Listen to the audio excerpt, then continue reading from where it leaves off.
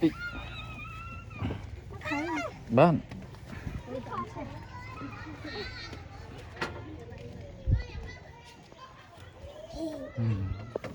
Con bác tên á?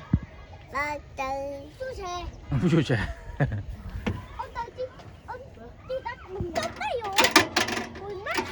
Con tí con đám đi.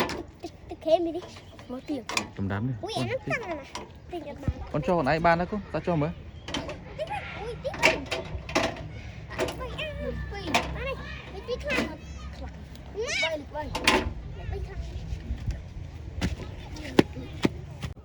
Chụp anh chăm mô con, bà con mình cả anh thôi. Miên, cụ ở miên cả anh cuối con, tao đi cụ ở miên cả lại anh cuối.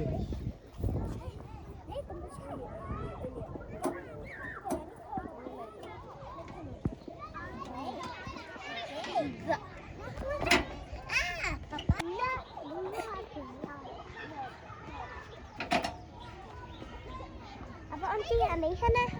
Chè thẻ ba rồi. Ok bạn. Đúng con? Hả? Mình mặc lang mặt đấy. Bạn. Ê con lang phong con.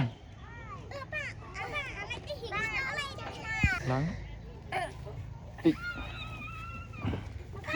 Bạn.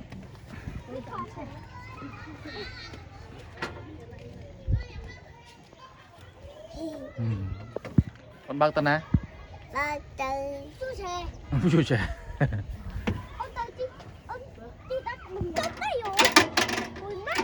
Con tí con đám đi. Cầm đám đi. Con cho con ai ban đó con, ta cho mới.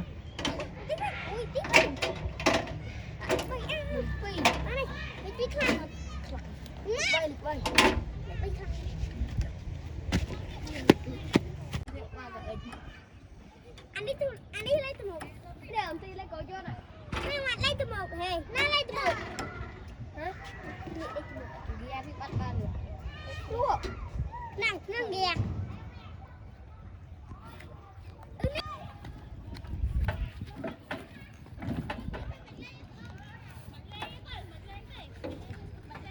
Anh đang hay kia con. Anh đang hay kìa. Cô John mày. Canh này cát con, bỏ vào chép không? Cắt bán, tao vào chép bằng cắt bán. Dạ tới một.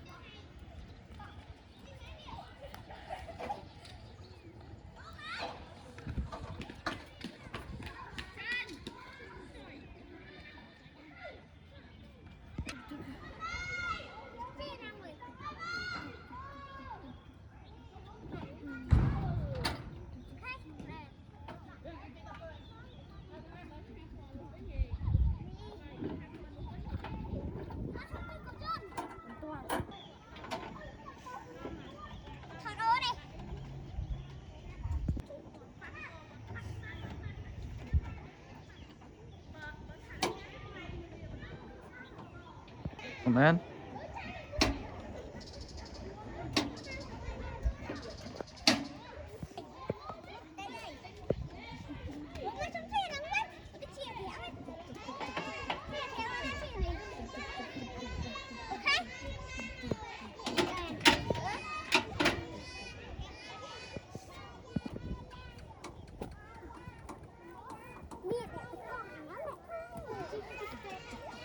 Ôn thử ba con.